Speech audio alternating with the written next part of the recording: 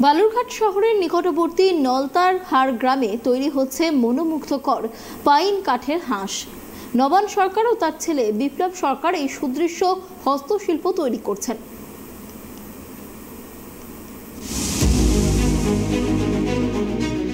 বালুরঘাট শহরের নিকটবর্তী নলতাহার গ্রামে তৈরি হচ্ছে মনোমুগ্ধকর পাইন কাঠের হাঁস। কলকাতা থেকে আসা বড় অর্ডার। কলকাতার একটি সংস্থা বিপ্লবকে 2000টি নির্দিষ্ট আকার এবং নকশার কাঠের হাঁস তৈরির বরাত দিয়েছে।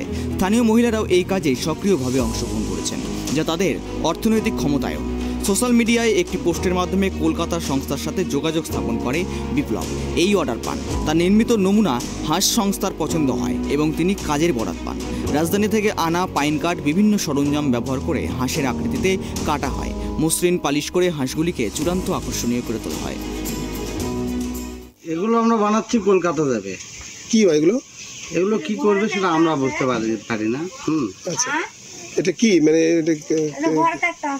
এগুলো কাঠের হাঁস। দাদা, এগুলো কি বানিয়েছেন আপনারা? কোথায় যায় এগুলো? এগুলো কাঠের হাঁস বানাচ্ছি। আচ্ছা, কলকাতা থেকে অর্ডার করছে আমার, আমি মানে কোনোদিন বানাইনি, তারপরে বানাতে পারি। কতগুলো হাঁস বানিয়েছেন এখন? এখানে 2000 পিস আছে। কোন কাঠের তৈরি? এটা পাইন কাঠ। পাইন কাঠ কিভাবে পেলেন?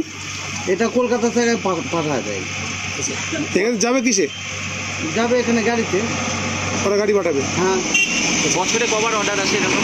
এটা প্রথম। কত মানুষ এর সঙ্গে যুক্ত আছেন? কত মানুষ কাজ পাচ্ছেন এতে? এখানকার যারা বেকারত্ব মেয়ে মানুষেরা আছে, মানে বাড়ির বৌদিগুলা, তারা মানে কাজ করতে পারি। কতজন তবু হবে? তাও 5-7 জন কাজ করছে। হ্যাঁ, শুরু হয়েছে সবে? শুরু হয়েছে। হ্যাঁ, এগুলো কাঠের হাঁস হয়, এগুলো সব কলকাতা যাবে। কলকাতা থেকে আবার মানে ওরা বাইরে পাঠাবে। বাইরে বলতে কোথায় যায় তবু? কলকাতা, আমাদেরকে কলকাতা থেকে অর্ডারটা দেওয়া হচ্ছে। ওরা কোথায় পাঠাবে সেটা ওদের ব্যাপার। আচ্ছা, এবার কত অর্ডার পেয়েছো তোমরা? এবার 2000, আর এরপরে হয়তো ওদের কথা মতন অর্ডারটা চলতে থাকবে। আচ্ছা, কি কাঠের তৈরি? এই কাঠটা কোথা থেকে পাচ্ছ? এগুলো পাইন কাঠ হয়।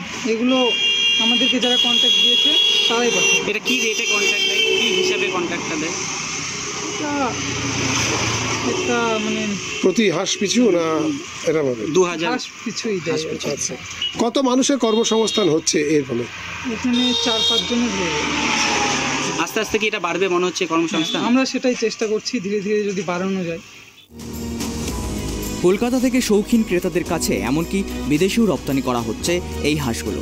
ভবিষ্যতের সম্ভাবনা, অর্থাৎ বিপ্লব ও নবান আশাবাদী যে আগামীতে আরও বেশি অর্ডার পাবেন তারা।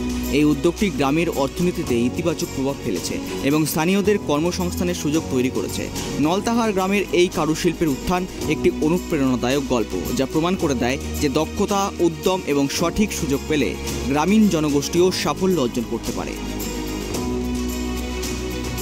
দক্ষিণ দিনাজপুর থেকে হিটলার ভূমিকে রিপোর্ট, ট্রাইব টিভি বাংলা।